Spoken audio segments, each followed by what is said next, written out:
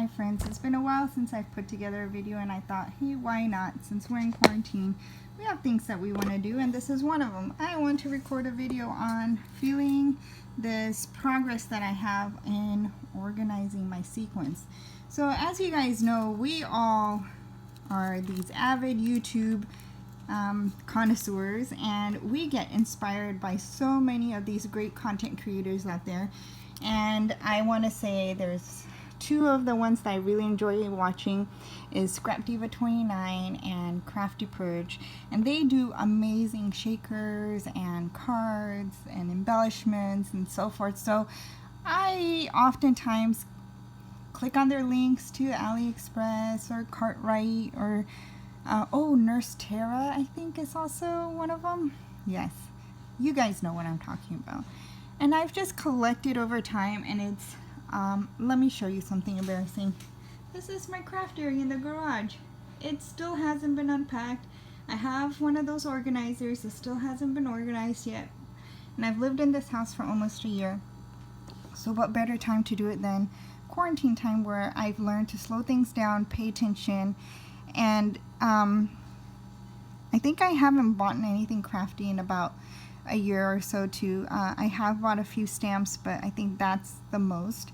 And I kind of was, after moving, I was overwhelmed with how much stuff I had and this hoarding problem that I had created. And I thought, this is it, that's the end of the road. So what I'm doing is now really organizing and one step at a time, and I thought I'd share my journey with you. So let's organize in quarantine together. And so the first one is the sequences that I've purchased, and I try to put them in somewhat color order. This, like, of course, yellow does not really go in this, but that's all the yellow I had left, and it was already in this tray, so I just left it alone. And then some of them I still haven't unpacked out of these little baggies, and I'll tell you, it's better to leave them in the baggies, because trying to dig out of here, you just saw me earlier, I found random sequences in different ones. That's because it's not easy to transport these. Like, see, I just found this orange one in there. So if you see empty spots, once upon a time, all three of these trays were full to the rim.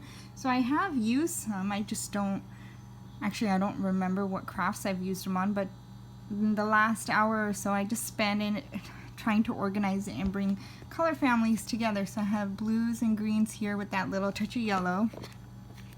I'm sure I can put that yellow in somewhere else. So this container I bought at Michael's.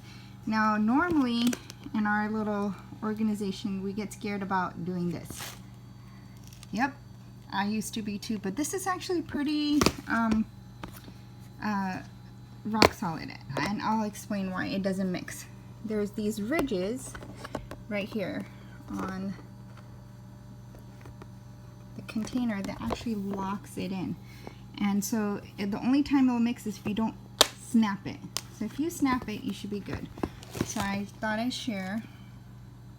And yes, we're in the garage, so there's a lot of crap back there, but you guys can understand. If we're not one of those fancy YouTubers, then you're living the life I'm living, a normal life.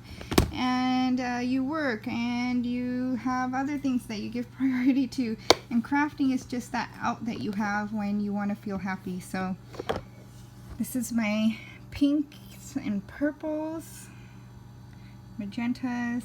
I barely have any red left. I think that's the last of my red right there. So I kind of hid it in my magentas and pinks and stuff.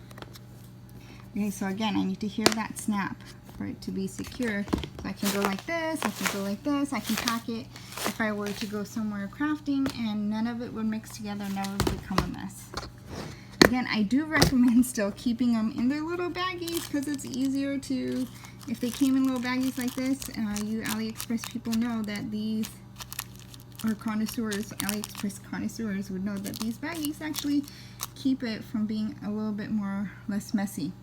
I do also recommend, before you're starting to pick these up with your hands, the best thing to do is use a dryer sheet. I just rub these, I just take it like this, rub it all over my hand, and you'll feel a little bit of this like cream feeling, but when you do this and you pick up your, look, nothing sticks to your hands, it'll easily go back in, and you can move things around. See, and then you can grab random ones that you don't need in areas like that. So I think that was this. I think this little hack I learned from Scrap Diva 29 too. So credit goes to those who are in the crafty world and really have the experience of moving things around. I mean, like really dealing with these kinds of crafts, and for us novice who enjoy crafting but not are at that level and at that production level, it's good to know these little hacks. So thought I'd share that one with you if you haven't heard it from them already. So here are my whites and golds, or shades of golds, brown, copper kind of colors.